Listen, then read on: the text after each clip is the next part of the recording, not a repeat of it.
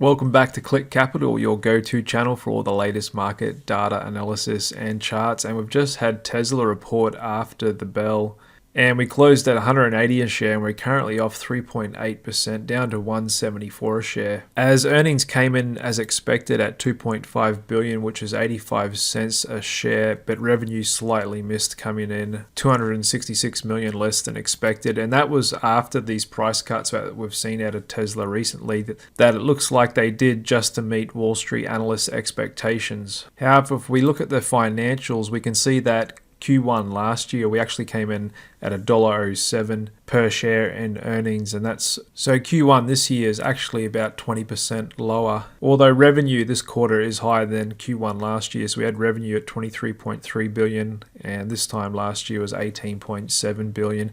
However, it looks like they are losing their high operating margin with these price cuts. So it could be with the higher interest rates, they're needing to reduce their price to keep their demand high, which looks to be starting to affect their profitability. And just zooming out to a 2-day chart to look at some price action here, we can see Tesla has recently gone below this trend line. We're now closed below the 50-bar VWAP. Price has been coiling and consolidating for the last few weeks, and we do have this big divergence here on our hidden divergence indicator. So technically speaking, it looks like price action is losing momentum, and we may be starting to go down again here on Tesla. And it could be potentially going down to retest the last Q4 earnings gap at 155. Over to the SP500, and we closed flat today at 41.54. Still got some big divergences building here between central bank liquidity, which is this yellow line, our hidden divergence indicator, volume, and breadth as well, with stocks above their 20-day average starting to slip. Let's go take a look at today's data, then we'll come back to the charts. So another mixed and flattish day out there today, not too much happening. We did see healthcare come off a bit, had a few more banks report, and some of the regional banks actually did well today, which I'll get into later on the charts. And utilities had a little pop as well. Not too much to report in economic data. We did see the 30-year mortgage rate increase to 6.43%.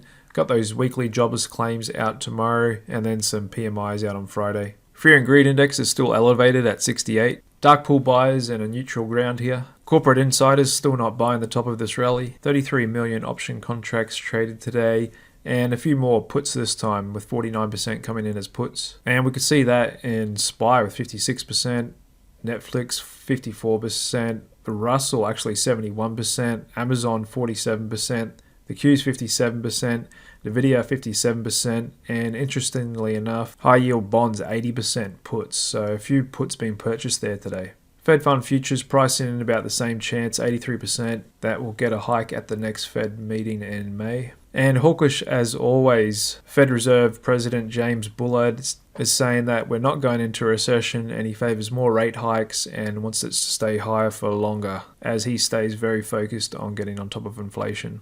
And we got Western Alliance earnings out today, and even though they're about 30% worse than expected and significantly down on last year, they did say that their deposits rose by $2 billion since the end of the first quarter. So it looks like the bleeding has stopped on these things, and we may have seen the bottom in prices. And I'll get more into these on the charts later on. And stocks face hit as 800 billion in stimulus is going to fade away, says Citigroup. So a lot of this recent rally has to do with the Federal Reserve increasing their balance sheet by 440 billion since the wake of the US banking crisis. But now that's settling down, they're going back to quantitative tightening along with other central banks around the world, including China, as they look to rein in easy policy settings amid robust growth. And Europe is going to start quantitative tightening again. So Citi expects all central banks to go into outright reverse. They think this could subtract 600 to 800 billion in global liquidity in coming weeks, undermining risk in the process. With peak liquidity past, we would not be at all surprised if markets were now to experience a sudden pressure loss. And again, I'll go more into this on the charts at the end of this video.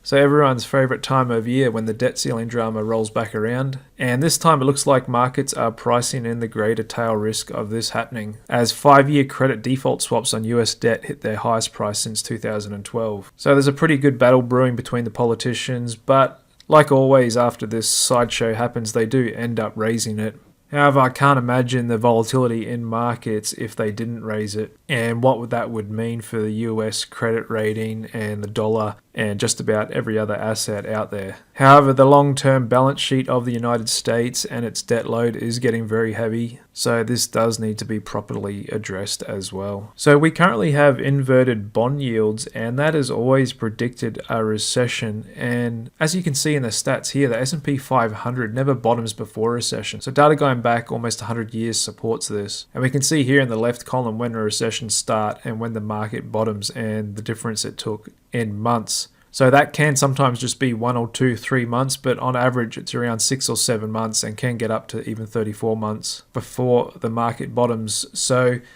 if October was the bottom last year, as a lot of people are claiming, it truly would be this time it's different scenario, and one or two things would have to happen. It's either the inverted yield curve didn't predict the recession like it always has, or the market somehow managed to make a bottom before the recession began. So if one of those things happened, that would be the first time in the last 100 years that has happened. And just a note, I'm not one of those people that is betting on this time is different. I still think we could take out last year's October lows sometime this year and see S&P 500 at the 3,000 level or even lower. However, I'm still cautiously playing that with both longs and shorts. Okay, that's it for today's data. Let's head on over to the charts. So just looking at the NASDAQ here, and we're really losing momentum. We've been almost going sideways for 3 weeks now. And you can see on our hidden divergence indicator, we're negative 1.84, and volume just starting to wane as well. So I'm still got confidence that we're at a short-term top around here. International indices look to be stalling out as well, with the TSX, the FTSE, the DAX, the Nikkei, the Aussie 200, and the China 50 as well. And volatility is hitting rock bottom here, hitting the lowest levels today at a low 16.17, which is the lowest reading in this current sideways bear market that we've had for the last year and a quarter. Actual volatility in the market is coiling up as well, with the realized volatility index going down to 11 today. However, just seeing that volatility risk premium creep up again, actually climbing to 5.36 points. That's the difference between the VIX and realized volatility, and that's basically the market saying it expects more volatility coming up in the following days and weeks. Bond market volatility is still holding up relative to equities, with the MOVE index at 124, and the premium of bond volatility over stock volatility is still elevated here, that we can see in the spread. Put call ratio jumped a little bit today. It's still just slightly more calls being purchased than puts. Breadth looks to be stumbling here. We can see 79% of stocks above their 20-day average, 59% above their 50, and 58% above their 200, and new highs today. Still in their mid-ranges and not breaking out to new highs. Spreads were mostly flat today, with gross cyclicals coming off versus defensive. Same with high beta versus low volatility. Growth value just kind of holding in there above its 50, and same with tech as well, coming right up close to its 50 bar VWAP and close to losing that uptrend it's been in all year. Commodities came off a bit today relative to stocks, so did international stocks versus American stocks, and we're seeing the yield curve move back down. Here's the 10-year minus the 2-year. And we can see those inflation expectations creeping back up above their 50 bar here. And the 2-year popped up to 428 today, and the 10-year as well got up to 363, but could be stalling out here at this resistance zone. Fed Fund futures in June and September pricing in 505%. It looked to be creeping a bit high and getting back to this price action we saw in February, as after we've been seeing the bank earnings and everything appears to be okay and their deposits have stabilized and grown again, the focus has moved back to the fight against inflation. So if the labor market continues to remain tight, we could still see these rates climb back up to 525 as the market prices in maybe another 1 or 2 more hikes from the Fed before potentially pausing. But I don't think the Fed is truly going to signal that it's pausing until it sees both the labor market start to loosen up and the unemployment rate climb, plus we see CPI and inflation data keep turning down. Until then, they're going to really want to make sure they've got on top of inflation. High yield bonds gapping down here today and closing near their lows.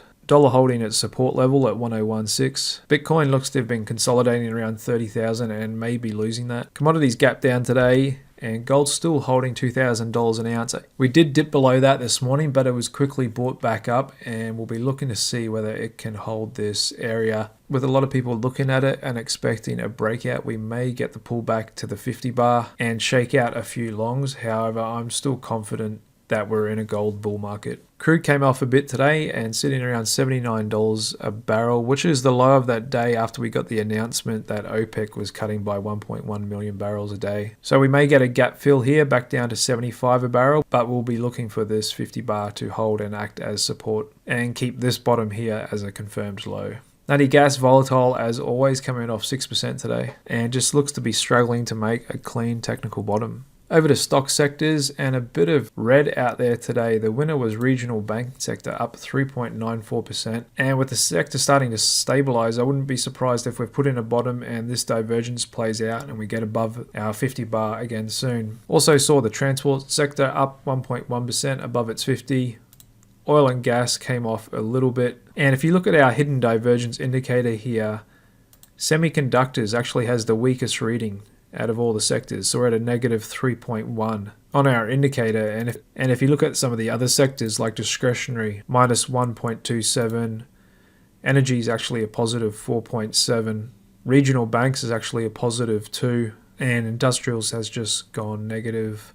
And the defensive sectors continue to act well. We've got healthcare holding up here, staples flat, and utilities actually had a little pop up here today. Over to stocks, BlackRock flat, same with JP Morgan. We'll just check on the latest with Tesla, currently off 4% now as I speak, and after hours trading at $173 a share. Apple and Microsoft still kind of going sideways at this big resistance zone. Same with Amazon and Google as well. So mega cap tech has really stalled out this last couple of weeks. Meta as well, gap down today, and Netflix. It was pretty nasty after hours yesterday with their earnings. Mixed results. They're delaying the password sharing crackdown, and the market didn't like that coming off today and got under its 50 bar.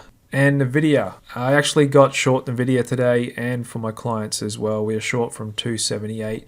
Now we might be a little bit early. We still could go up to 300, but I'm going to hold strong on this one for as long as I can. And willing to let it go against us for a little bit, as I think this stock provides great downside exposure should the market tank. And if even the market did crash, then I'd imagine Nvidia would crash really hard, as there's a lot of long hot money in this thing. It's the most technically overbought big stock in the market, up 90% year to date, approaching a 700 billion market cap on a price to earnings ratio of 158. And of course, this has been on this AI hype train, which I think has been overblown quite a bit. So I was inclined to get short today, as I think we may be at the top of this range we've been in. We formed a lower low and lower high today on lower volume, and I still think this could be a sideways distribution box up and down for some time, weeks yet. Like I said, I'm looking to hold this short for as long as I can, and ideally cover in the mid 100s or somewhere around there once this market and AI hype eventually turns.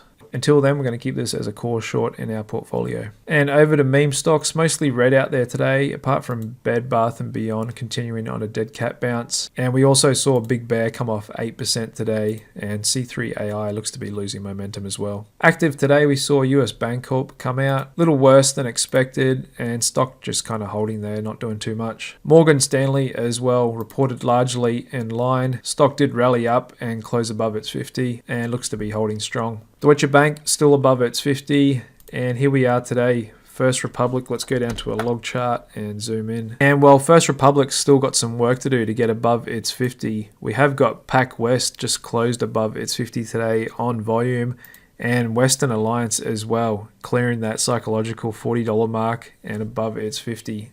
So even though earnings came in 34% worse than expected, revenue actually grew a little bit, and at $1.28 per quarter, that's still really good valuation for the stock, especially when their deposits have started to grow again. So signs that their deposits are stabilizing and everything is okay. This stock could still rip a lot higher. And maybe these zombie stocks are coming back to life after looking a bit gloomy this last month or so. So it looks like the worst may be behind us in this banking crisis and making for fertile grounds for new investment. And on the back of that, we actually added a small regional bank to our long portfolio for our clients as well today. It's on a super cheap valuation. It's very technically oversold, and insiders are buying the stock as well. If you're interested in finding out what small bank we bought today, then click the link below this video and you can follow our equity long short strategy on Collective 2 and get all our trades sent to you in real time. Our strategy is up 15.4% since December, which is significantly outperforming the market and with less risk as well, as we always carry 10 longs and 10 shorts, creating our market neutral position. The big banks are trading strong as well. We've got Bank of America back above its 50, Citigroup well above it, Wells as well, and Charles Schwab. If you've been following this channel, you saw me say back on earnings day that things look to be okay and this could rip higher, and I expected it to be above our 50 bar, which we got today. So it turns out the high 40s, low 50s may have been a good long-term investment opportunity and beaten down stocks like Charles Schwab, which are still going to be around for many more years to come. And I think this market's a great environment for a long-short strategy because there's still a lot of bargains to be found in the finance, energy, and industrial sectors, whilst there's still a lot of expensive stocks out there in the cyclical and tech sectors as well. And that's how we've been able to generate returns even in this sideways market. And where markets are, expect this trend to continue for some time. Okay, that's a look at all the major market categories. Let's go back to the main indices. So much the same thoughts as yesterday. If you're watching, we've still got a lot of divergences in the market here. We're stalling out at the top of this resistance zone. Just about every indicator is telling me to get short. Volatility at new lows in this current market cycle, I think, is a great time to trim long exposure and add hedges. However, I'm doing that patiently and keeping a close eye on this yellow line, which represents global central bank liquidity. So the bigger that gap between that line and the SP 500, so we're currently at about 230 points, the more inclined I am to get short. However, I'm doing it with patience and remaining 40% net short for today. And if we creep higher and this gap gets bigger, I'll probably get more closer to 60% net short and possibly 80% net short as well. So even though the banks are looking good with those higher climbing rates, it looks like tech is stalling out. So I'm still bearish on tech and bullish on commodity and energy, and have recently started getting bullish on financials, as there is some good bargains to be had.